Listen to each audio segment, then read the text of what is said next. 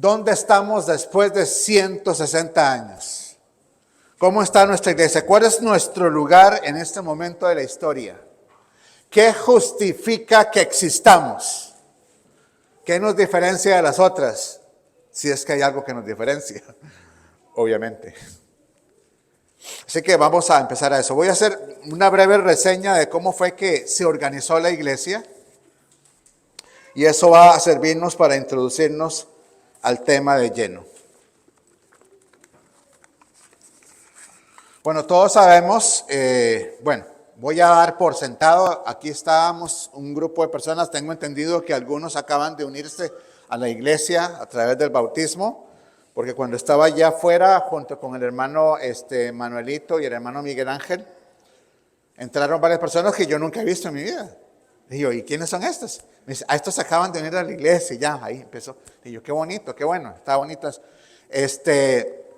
Algunas de las cosas que van a escuchar el día de hoy quizás las conocen, quizás no las conocen todavía, pero como miembros del pueblo adventista es bueno que sepan un poquito de cómo empezaron las cosas.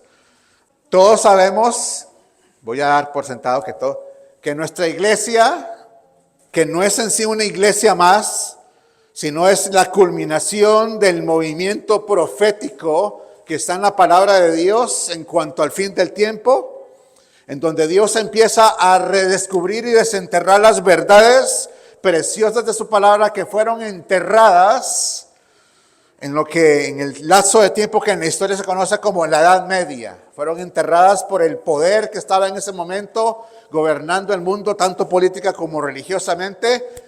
Y ahí quedaron las verdades totalmente enterradas y todo el mundo en la oscuridad. Por eso se llama la Edad Media la época del oscurantismo. Y en verdad, hermanos, que era oscuro en el mundo entero.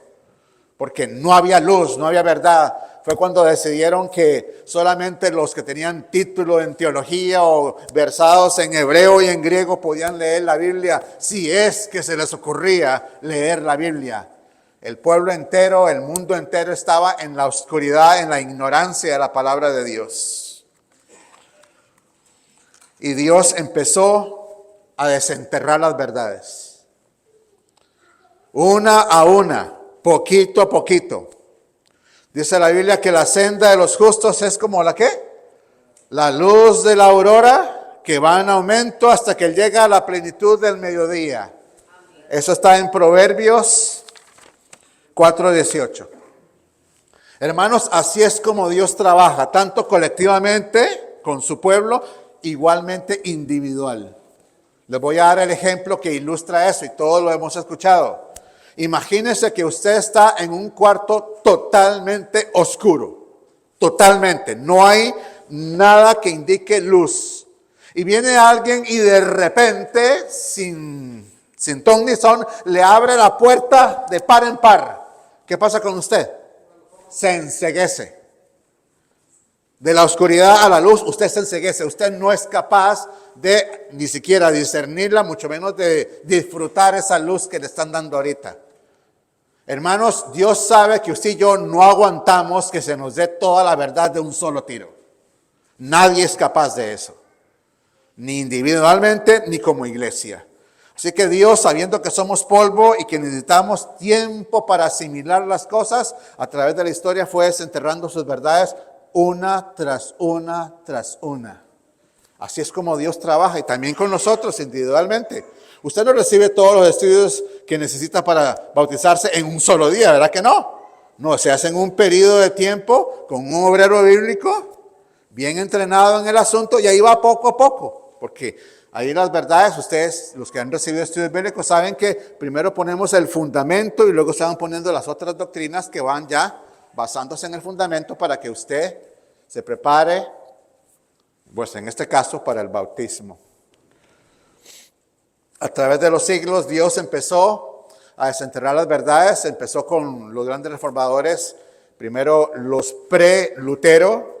Todos sabemos que la mayor figura de la reforma fue Lutero, pero antes de él hubo unos que prepararon el terreno en Inglaterra, pero Lutero fue el que más. Ahora, Lutero desenterró la gran verdad de que somos salvos por la fe, pero hasta allí se quedó Lutero. Entonces luego siguió con Zwinglio, y luego siguió con Calvino, y luego siguió con los Wesley. Los Wesley son los que Dios les ayudó a que se enterraran la verdad de la santificación, que se unía a la de Lutero con somos salvos por la fe, pero una vez salvos por la fe, Dios quiere transformarnos y santificarnos día tras día. Y así, poquito a poquito, Dios fue desenterrando hasta que culmina con el movimiento adventista del séptimo día. Interesante que todas las doctrinas, excepto una de las doctrinas que tenemos como iglesia adventista, todas fueron prestadas. Aún la doctrina del sábado, aún la doctrina de la segunda venida, no empezaron con nosotros. Pero Dios culminó con nosotros, con el movimiento adventista, y nos dio la gran doctrina que es la única contribución adventista al mundo teológico, la doctrina del santuario. No, la doctrina del sábado la obtuvimos de los bautistas del séptimo día. Les repito, ninguna doctrina excepto la del santuario surgió con la iglesia. Ahora, la doctrina del santuario tiene algo muy peculiar. Es la doctrina que reúne todas las demás doctrinas en una sola doctrina, porque en el santuario está todo. Plan de salvación, la ley, el sábado, la reforma pro salud, todo está en la doctrina del santuario. Pero todos recuerdan que este movimiento surgió como parte de un gran chasco. Los que saben de la historia de la iglesia saben que el chasco es lo que otros nos recuerdan. Ustedes tuvieron ese chasco. Ustedes no pueden ser el pueblo de Dios. Ustedes se equivocaron en la profecía. Entonces tratan de achacárnoslo. Pero lo que ellos no entienden es que el chasco estaba profetizado. De hecho, hermanos, si nuestra iglesia no es el resultado ni el fruto de un chasco, entonces no seríamos el pueblo de Dios del fin del tiempo. Somos el pueblo de Dios del fin del tiempo porque somos el movimiento que surgió a raíz del chasco. El chasco es nuestro certificado de nacimiento como movimiento de Dios del fin del tiempo. Sin chasco no hay pueblo de Dios. El chasco fue profetizado en el libro de Apocalipsis y el chasco Dios lo provocó. ¿Por qué? Porque solo en las crisis se revela lo que hay por dentro. Se requería que hubiera una crisis donde cada uno individualmente se enfrentara a su realidad. Porque ¿qué pasó después del chasco? ¿Qué pasó después de aquel famoso 22 de octubre de 1844? Cuando todo el mundo estaba esperando que Cristo apareciera en las nubes de los cielos y esperaron y no sucedió. ¿Qué pasó? Imagínense, póngase usted en ese lugar y en ese momento. Y hubo de todas las reacciones. Muchos regresaron a sus iglesias. Otros dijeron, no quiero nada con Dios, ni con la Biblia, ni con nada. La crisis reveló lo que hay en los corazones. Así que, hermanos, gracias a Dios por el chasco. Porque hubo un grupito pequeño al principio que dijeron, no entiendo lo que está pasando, pero sabemos que Dios tenía su mano en esto. Así que algo pasó y necesitamos averiguar qué es. Entonces ese grupito empezó a estudiar más, empezaron a revisar. Y entonces Dios empezó a darle luz a ellos y a todos. Por 15 años estuvieron haciendo eso. Y entonces empezaron a darse cuenta de que las doctrinas que iban saliendo de su estudio, porque se dieron cuenta que no era el evento en sí el que fracasó ni el tiempo, sino que lo que se equivocaron fue en designar qué era el santuario. Creían que el santuario era la tierra y no, se dieron cuenta por el estudio de la palabra de Dios que hay un santuario en los cielos, del cual los santuarios que se hicieron en la tierra eran una simple imitación y una copia. Y entonces después de un tiempo, unos 15 años, empezaron a darse cuenta de que ya estaban adquiriendo el conocimiento en las nuevas doctrinas, que no eran nuevas en verdad, eran desenterradas del pasado, y se dieron cuenta que eran suficientes las doctrinas nuevas como para distinguirlos de los demás cristianos. Y entonces surge la idea de organizarse. Surgió esa idea. Déjenme leerlas aquí. algunas de las doctrinas que fueron saliendo en ese estudio. Empezaron a darse cuenta de que la venida de Cristo Jesús era inminente. Aun cuando había habido chasco, sabían que no había fallado eso, que la urgencia seguía siendo igual. Empezó a resurgir dentro del estudio la importancia del Santo Sábado de Dios. También empezaron a darse cuenta a través del estudio del verdadero estado de los muertos. Y se dieron cuenta de que no era esta idea que tenían de que se iba al cielo o al infierno inmediatamente, o la peor de todas, de que hay un infierno donde la gente se está quemando sin consumirse, dando una imagen espantosa de Dios, que gracias a Dios no es bíblica. También empezaron a darse cuenta del santuario, que ya lo mencionamos, y luego encontraron en Apocalipsis lo que hoy conocemos como los mensajes de los 3 ángeles. La verdad presente para ese tiempo y una de las razones por las cuales Dios suscita este movimiento, el movimiento de la Iglesia Adventista del Séptimo Día, para predicarle este mensaje que es el último mensaje que ha de ser predicado al mundo para prepararlo para la próxima e inminente venida de Cristo Jesús. Y también fueron descubriendo que Dios estaba resucitando el don de profecía y se manifestó en forma significativa y palpable en su sierva, la señora Elena G. de White. Y ahí fueron, y entonces fue cuando decidieron, bueno, ¿saben qué? Tenemos que organizarnos, porque vamos a predicar esto. Pero muchos dijeron, no nos organicemos, porque vean lo que le pasó a todas las demás iglesias que se organizaron. Una vez que se organizaron, se estancaron y no. Entonces estaban allí con eso, pero siguieron orando y encontraron la palabra de Dios que dice, id por todo el mundo y predicad este evangelio, en Mateo 28:20. Así que ellos decidieron de que no, que en verdad ya era, el cuerpo doctrinal ya era suficientemente diferente para separarlos de los demás, y entonces deciden entonces organizarse, pero fueron por partes. En el año 1860 se reúne un grupo, un montón de delegados, porque lo que iban a hacer, ok, vamos a darle nombre a esto. Al principio habían diferentes nombres. Es que recuerden que al principio se llamaba el movimiento millerista. ¿Por qué? Porque era Guillermo Miller. Luego empezaron a llamarlos el movimiento de los sabatarianos. Pero entonces empezaron a orar y hasta Dios inspiró en la sierva de Dios y empezaron todos. Entonces salió el nombre Adventista del Séptimo Día, el nombre.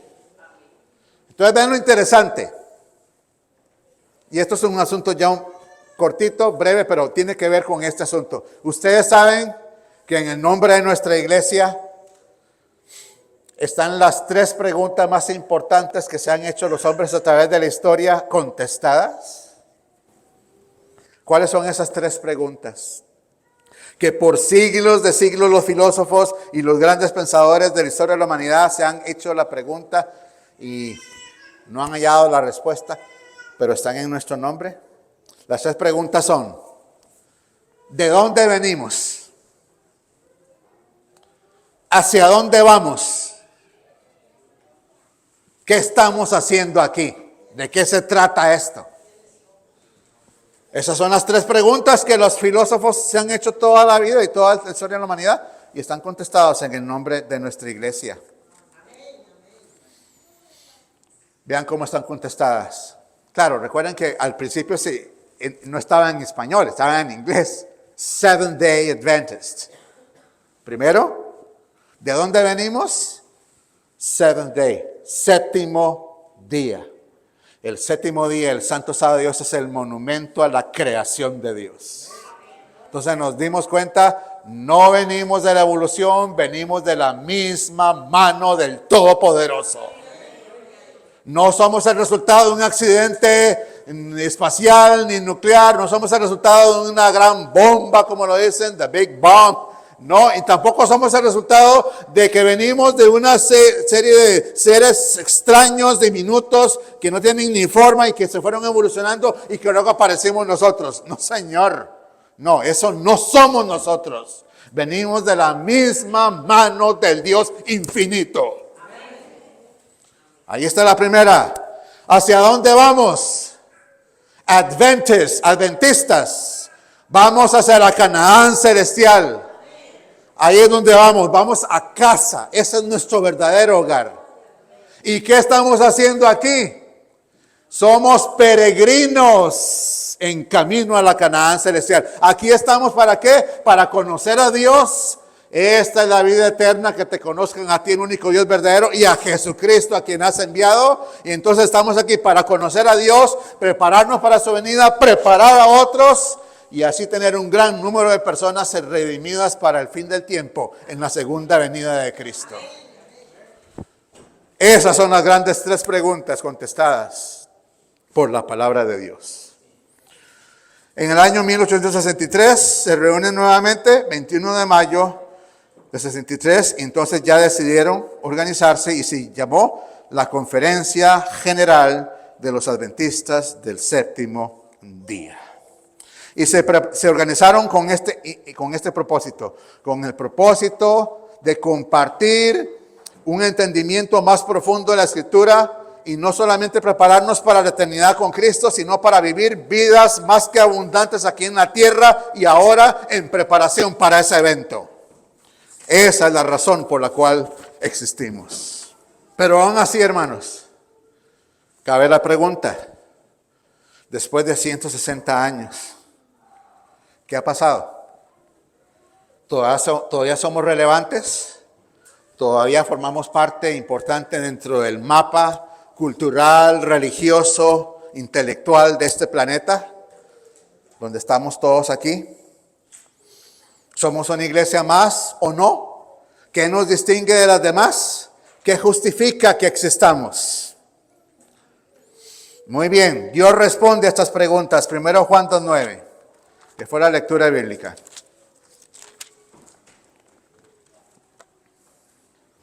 Mas vosotros sois linaje escogido, real sacerdocio, nación santa, pueblo adquirido por Dios, para que anunciéis las virtudes de aquel que os llamó de las tinieblas a su luz admirable. Vosotros que en otro tiempo no erais pueblo, pero que ahora sois pueblo de Dios, que en otro tiempo no habíais alcanzado misericordia, pero ahora habéis alcanzado misericordia.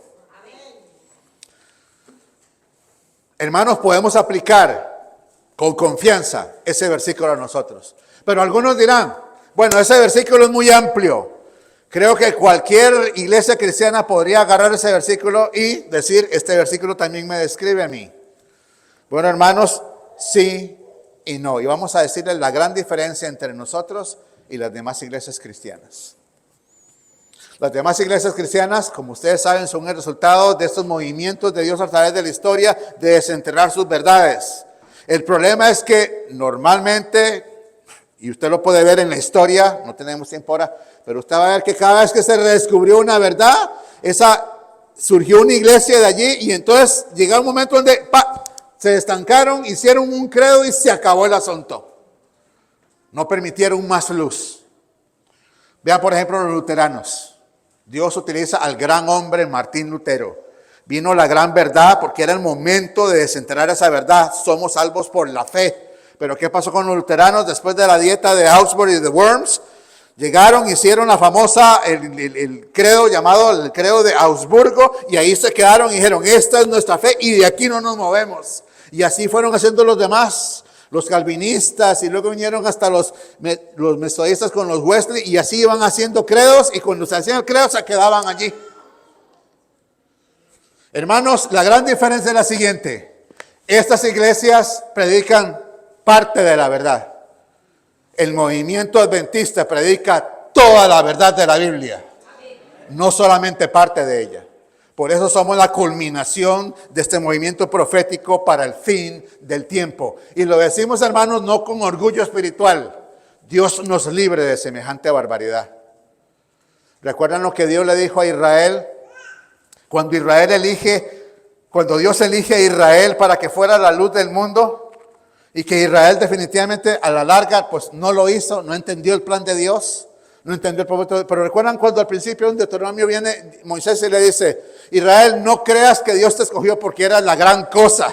No, al contrario, porque eras la nada, Eres lo que no tenía ningún valor, y como diríamos en nuestro lenguaje, no valías ni un 5 a los ojos de Dios ni del universo. Dios te elige por eso. Y lo mismo con nosotros, hermanos. No hay nada en ninguno de nosotros que nos dé derecho a jactarnos o a decir que usted merece ser parte del pueblo de Dios, porque nadie merece nada. Ninguno de nosotros merecemos nada. Es por la misericordia de Dios que tenemos el privilegio de conocer a Dios como se reveló en su palabra, de aceptarle como Salvador personal y Señor de nuestras vidas y entregarle todo a Él para poder ser usados en este movimiento profético del fin del tiempo para prepararnos y preparar a otros para cuando Cristo venga y poder irnos a casa. Hermanos, nunca olvidemos eso. Pero como repito, hermanos, en la doctrina del santuario están todas las doctrinas en una sola doctrina. Ahí están todas. Algunos de los hermanos de aquí se acuerdan cuando una vez dimos, ¿hace qué? No sé, fueron 10 años. No me acuerdo cuándo fue la vez que hicimos la de la reforma y revivimiento, ¿recuerdan? Algunos de los sobrevivientes de ese momento. Tuvimos una semana de oración donde analizamos todas esas cosas y vimos cómo la doctrina del santuario explica todo. Por ejemplo, hermanos, solamente para darles un ejemplo. Usted va donde los evangélicos, queridos hermanos, con buena intención, pero los evangélicos dicen, en la cruz, vaya y acepte a Jesús y punto, se acabó. Y entonces ahí se quedan. Dice, ya no más.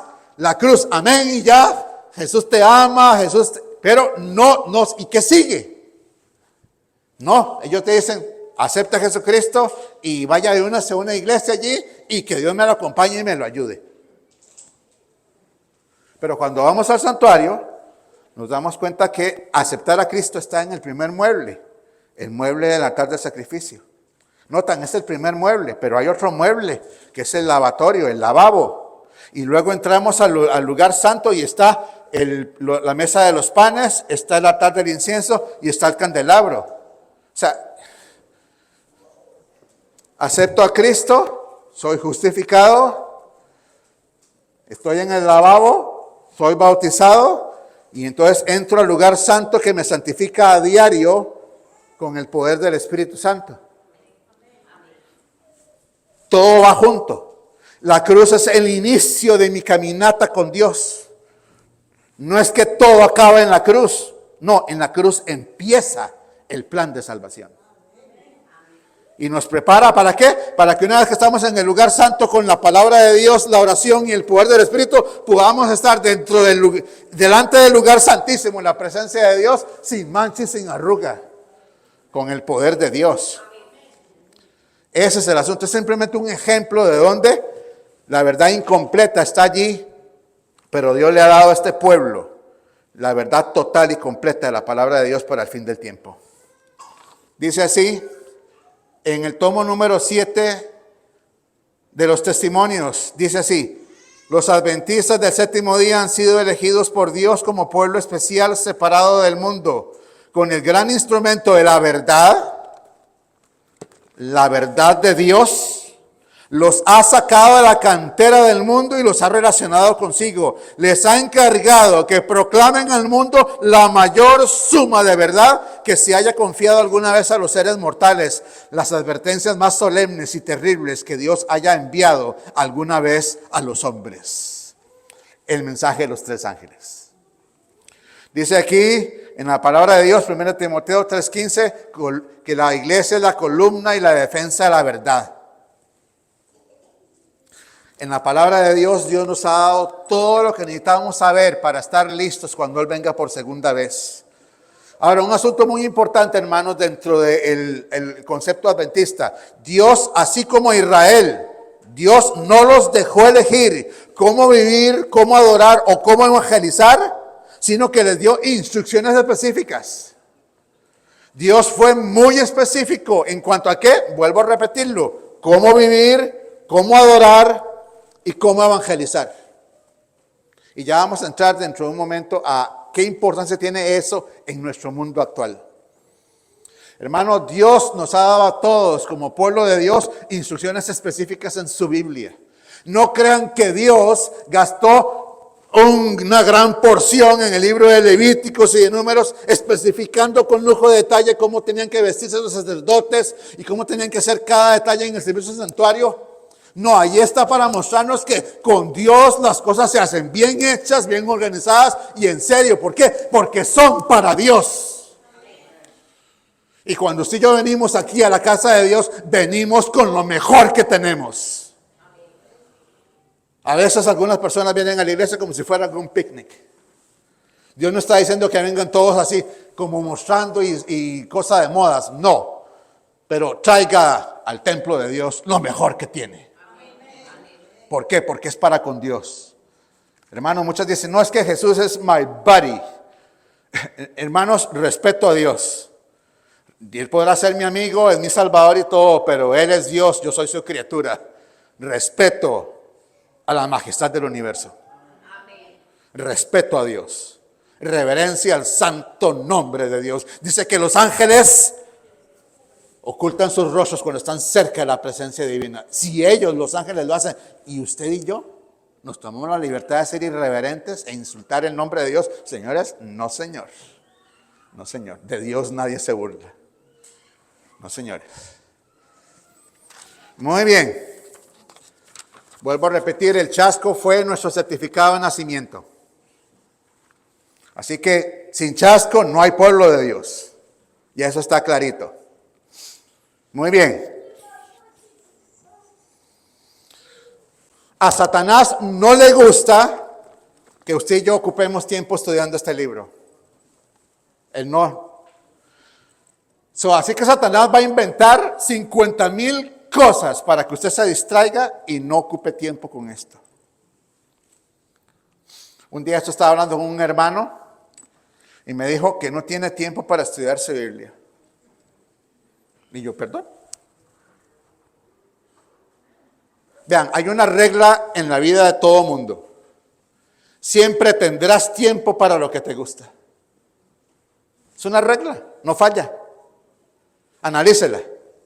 ¿Verá que usted siempre tiene tiempo para lo que le agrada? ¿Siempre? Nunca falta tiempo para lo que a usted le gusta. Va a hallar difícil encontrar tiempo para lo que no le gusta o quieren forzarlo a hacer.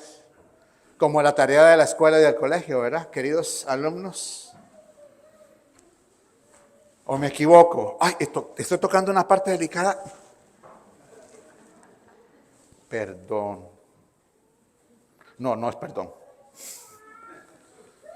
Que venga un cristianito y me diga que no tiene tiempo para estudiar la Biblia. Ay, Señor.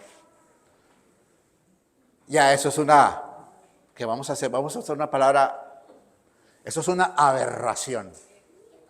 Es un absurdo. Es una ilógica.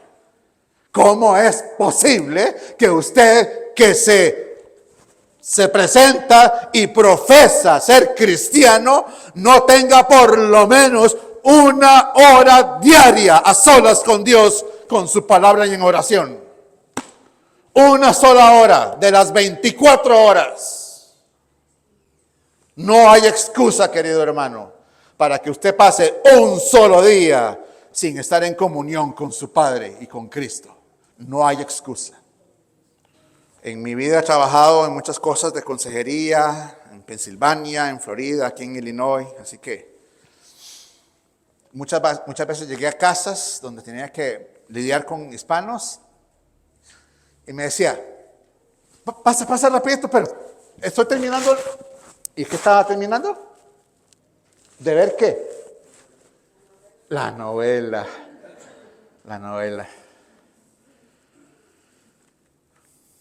Casi se le quema el arroz, porque estaba ceñida en la novela. La novela que es, las novelas, no vamos a meternos a las gringas, vamos a quedarnos con las latinas. Las novelas latinas son la escuela de Satanás para pervertir a la juventud. Son donde las mujeres, las niñas, aprenden a ser fáciles, a comportarse como no debieran. Y es donde los varoncitos aprenden que las mujeres son como un Kleenex que usan una vez y tiran al basurero. Al grano, ¿verdad? Al grano, queridos hermanos. porque yo sé el efecto que estas cosas están teniendo. Y estos son que no estamos hablando de otros programas, nada más estamos empezando por el más común. Y es una escuela gratis de perdición. Nada más enciende el televisor en su casa y los padres irresponsables ahí están sin hacer nada, sin ton ni son, pudriendo a sus hijos con basura. Hermanos, tengamos cuidado con nuestros niños. Recuerden que ellos están en la edad donde son como esponjas. Todo lo absorben. Todo. Los niños, los jovencitos están en ese momento donde todo lo absorben. Tienen que tener ustedes, los varones, los papás. Dios les dio el ministerio de ser sacerdote de su casa. Pero algunos padres han rehusado ser sacerdotes. Se han acobardado ante el desafío. Y entonces vemos a algunas mujeres que a regañadientes toman la batuta. Y entonces empiezan cosas ahí que no deberían de suceder en los hogares. ¿Dónde están los hombres de Dios? ¿Dónde están? ¿Dónde están las mujeres también? Yo me quito el sombrero ante las mujeres que se han visto forzadas a hacer lo que los hombres debieran de estar haciendo. Sí, queridos hermanos varones, ya es hora de que se porten como hombres. Distracciones. Satanás ha inventado distracciones para que el pueblo de Dios no se ocupe en lo correcto. Primera distracción, dejar de presentar la verdad. El Evangelio eterno es el plan de salvación presentado desde Adán y Eva hasta nuestros días. Cada vez en la historia del mundo y del pueblo de Dios ha habido lo que se llama la verdad presente. En tiempos de Cristo la verdad presente era el reino de Dios se ha acercado. Esa era la verdad para ese momento. Ahora, para este momento la verdad presente no es esa. La verdad presente es Jesús está en el santuario celestial intercediendo por ti y hay que predicarle a la gente y al mundo los mensajes de los tres ángeles. Esa es la verdad de ahora. Y todo lo hacemos en la iglesia, en todo aspecto. Cada programa de la iglesia, ya sea aquí en el servicio de la iglesia, como una actividad de jovencitos allá y una comida allá, todo tiene que tener sentido evangelístico y de discipulado. Aquí no estamos para entretener a nadie. Aun cuando Dios usa la iglesia para satisfacer las necesidades sociales de su pueblo, no somos un club social. Venimos a reunirnos para ser instruidos por Dios mismo, prepararnos e ir a compartir este evangelio con aquellas personas que están allá afuera, sedientas y hambrientas de que alguien como usted y yo vayamos y le digamos que hay un Salvador con los brazos abiertos, esperando que acudan a Él. Pero ¿cómo podrás invitarlos si ni siquiera usted se ha encontrado con los brazos del Eterno? No se puede dar lo que no se tiene. Hay que tenerlo primero para poder compartirlo. Así que hermanos, nunca dejemos de predicar las verdades de Dios a la manera de Dios, desde luego, pero hay que predicarlas. Número 2, distracción número 2. Enfocarse solo en la justicia social y la ayuda humanitaria sin llevar a las personas a Cristo y el mensaje pleno del Evangelio. Hermanos, es lindo cuando yo veo iglesias que tienen dorcas y ayuda humanitaria y que bien. Yo me acuerdo cuando yo llegué a este país, en la iglesia donde yo estaba, todos los miércoles llegaban, tenían ahí un banco de comida. Muchas veces yo fui con uno de los ancianos y de los diáconos a ir al Chicago Food Depository o algo así se llama así. Íbamos y conseguíamos todo el granel de comida y veníamos y entonces estaba allí, llegaba gente que no era de la iglesia y se les daban allí su bolsita de comida y su caja de comida y se le tomaba el nombre para estar en contacto con las personas y todo eso. Es muy bonito esto, hermanos. Pero si ustedes y yo creemos que venimos aquí nada más a hacer ayuda humanitaria sin llevarlos al pie de la cruz, estamos perdiendo el tiempo. Si es eso, hermanos, ¿sabe qué? Mejor démosles a ellos las direcciones de las agencias de ayuda social y que vayan ahí, se acabó el problema. Pero no, hermanos. Dios quiere que usemos todo, en este caso, la ayuda de beneficencia para traerlos al mayor benefactor de la historia, Cristo Jesús.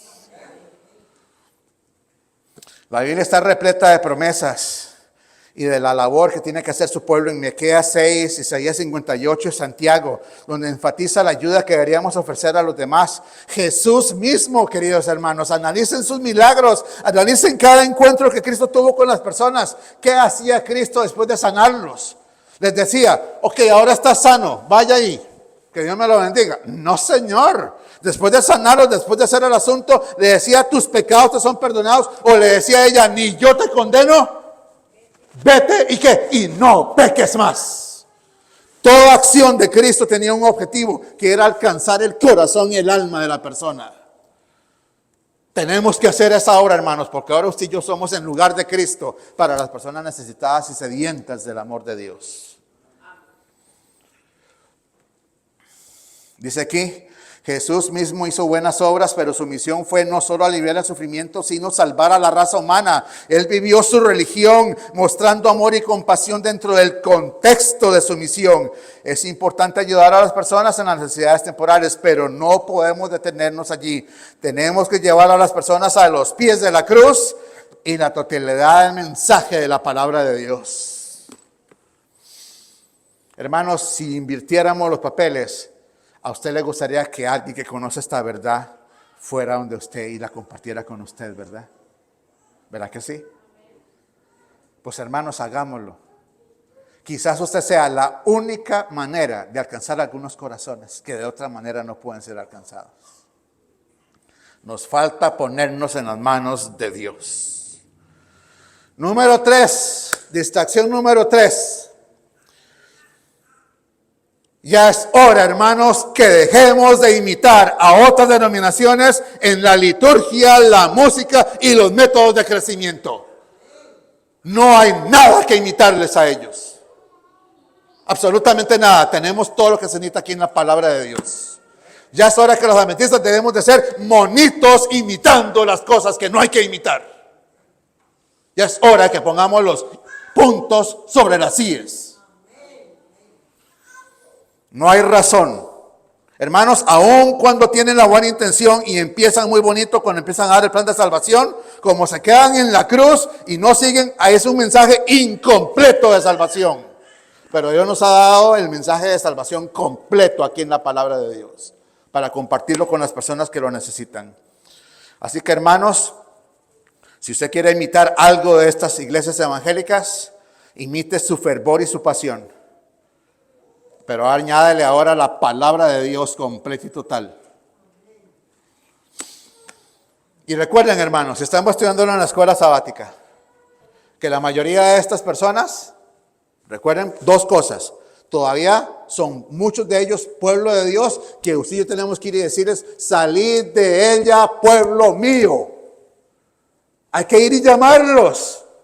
No se hace solamente en oración, oh Señor, por favor, ayuda a esa persona. No, yo tengo que ir y llamarlos, ser el instrumento en las manos de Dios y rogarles, si hoy oyereis su voz, no endurezcáis vuestros corazones. Recuerden que muchas de esas iglesias son las que Apocalipsis 17 llama las hijas caídas de Babilonia. Son las que guardan el domingo y son las que creen en la inmortalidad del alma, que es una cosa totalmente antibíblica, y son las que enseñan que cuando alguien se muere y va al infierno, se empieza a quemarse, se consumirse, y que por la eternidad sin fin va a estar allí para que todo el mundo lo vea y lo observe. Eso no es bíblico, eso no es ni siquiera decente, ni amable, ni nada.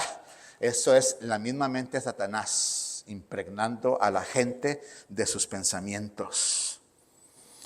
Hermanos, en la Biblia, usted puede verlo en el caso de Israel. Cada vez que Israel imitaba a las naciones que lo rodeaban y empezaba a ir a asistir a sus fiestas y empezaba a actuar y pecar igual que ellos, era un desastre.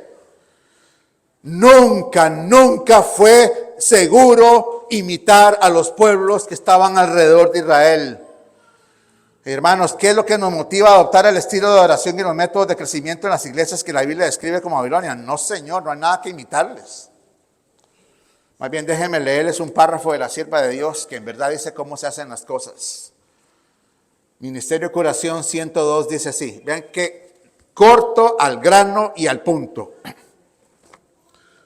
Solo el método de Cristo será el que dará éxito para llegar a la gente. El Salvador trataba con los hombres como quien deseaba hacerles bien. Les mostraba simpatía, atendía a sus necesidades y se ganaba su confianza. Entonces les decía, sígueme. ¿Notan? Con decencia, con orden, con respeto a la dignidad humana. Así se hacen las cosas. Muy bien. Número 4. Enfatizar un adventismo existencial en el que el discipulado está separado de la doctrina. Yo sé que suena un poco extraño, lo que quiere decir que no basta con que hablemos de lo grandioso y maravilloso que es el plan de Dios y de salvación, si no lo vemos reflejado en nuestras vidas. Eso es lo que está diciendo. En otras palabras, que hagamos que nuestras palabras coincidan con nuestros actos. Porque si no, entonces se va a aplicar a nosotros lo que se dice muchas veces en psicología.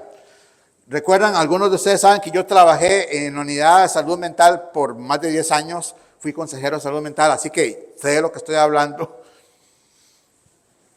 Y tenemos que tener cuidado, hermanos, porque una cosa es lo que decimos y otra es la que hacemos. Y alguien dice, tus actos son tan altos que no puedo escuchar lo que dices. Y es cierto, hermanos. Usted y yo podemos decir lo que sea. Que yo soy aquí, que el Señor acá, que el Señor es... Pero si mi vida no corresponde, ¿de qué va a ser? No va a tener ningún efecto. Dice aquí, ¿cómo pueden los nuevos creyentes enseñar a otros las verdades que no aprendieron? Por eso, si usted le va a decir a alguien, vea hermano, usted tiene que pasar tiempo a solas con Cristo. Prepárese porque le va a preguntar, ok, dígame, ¿cómo se hace? ¿Qué hago en esa hora?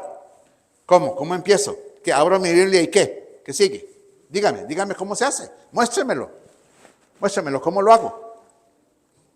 ¿Usted podría mostrarle a alguien qué se hace en una hora entera de comunión con Dios? ¿Se podría mostrárselo?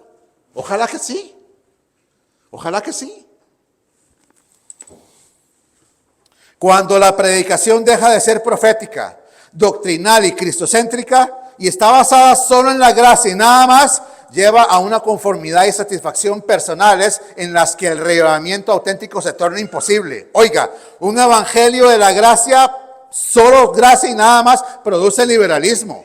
Un evangelio de alarma produce fanatismo. Usted y yo no somos ni fanáticos ni liberales. Somos discípulos que reciben y aceptan la gracia de vivir comprometidos con Dios. Hermano, ¿nos damos cuenta de la responsabilidad que es ser parte de este pueblo? Es un gran privilegio, es un gran honor, pero es una gran responsabilidad a los ojos de Dios y del mundo entero. Dice aquí la sierva de Dios, nuevamente, déjeme decir la cita, está en Testimonios para la Iglesia, tomo 9. Dice así, en un sentido muy especial, los adventistas del séptimo día han sido colocados en el mundo como centinelas y transmisores de luz. A ellos ha sido confiada la tarea de dirigir la última amonestación a un mundo que perece. La palabra de Dios proyecta sobre ellos una luz maravillosa. Una obra de la mayor importancia les ha sido confiada, que es proclamar los mensajes del primero, segundo y tercer ángeles. Ninguna otra obra puede ser comparada con esta y nada debe desviar nuestra atención de ella. Hermanos, usted y yo sabemos cómo va a terminar el asunto. Jesús gana. Satanás pierde. Ahora le toca a usted escoger con cuál de los dos se va.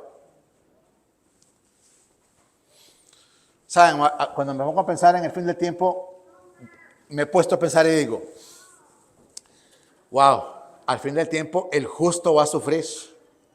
Así que, pero después me pongo a ver lo que dice la Biblia que le va a pasar al que acepte la marca de la bestia. Y digo una cosa, cuando yo leo eso, digo yo, ese va a tenerla bien fea, se lo digo. Así que si voy a sufrir como justo, como hijo de Dios, y también voy a sufrir en una forma horrorosa, como de la marca de la bestia, pues hermanos, ya que vamos a sufrir, pues escoja donde más valga la pena sufrir, que es del lado de Cristo, el que gana la batalla. Amén. Amén. Hermanos, así que yo creo que no es tan difícil escoger de qué lado estar. Porque de cualquiera de las dos va a sentirlo en la carne. Pues mejor siéntalo donde valga la pena sentirlo. Del lado de Cristo, el campeón, el ganador.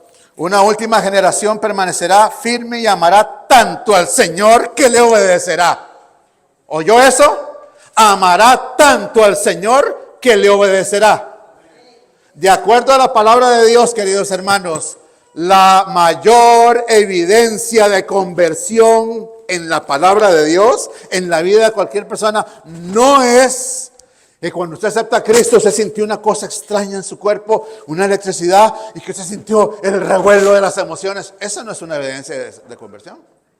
Pero en esas iglesias se predica eso. Yo conozco amigos míos que son evangélicos que viven frustrados porque en sus iglesias les han dicho, si usted no siente nada, usted no recibió el Espíritu Santo. Entonces están frustrados. Eso no es bíblico. En ningún milagro de Cristo, en ningún encuentro de Cristo con nadie en el Nuevo Testamento se nota que hubo un revuelo de emociones. Lea bien su Biblia, ahí no dice nada de eso. Más bien lo que vemos es Dios dando una orden: levántate, toma tu lecho y anda. Ahí no había emoción ni revuelo, ahí había obediencia a la fe, a la voz de Dios. La mayor evidencia de conversión, queridos hermanos, es la obediencia a los 10 mandamientos por el poder del Espíritu Santo. Esa es la mayor evidencia. Dice, estarán sellados para la eternidad, establecidos en toda la verdad bíblica. Toda la verdad bíblica, no solo parte, para que no puedan ser movidos. Esa generación participará de cosas maravillosas, la lluvia tardía y la compleción de la obra de Dios. La tierra se verá iluminada con la gloria de Dios. Hermanos, mi oración, y espero que sea la suya, es que esta generación sea la última.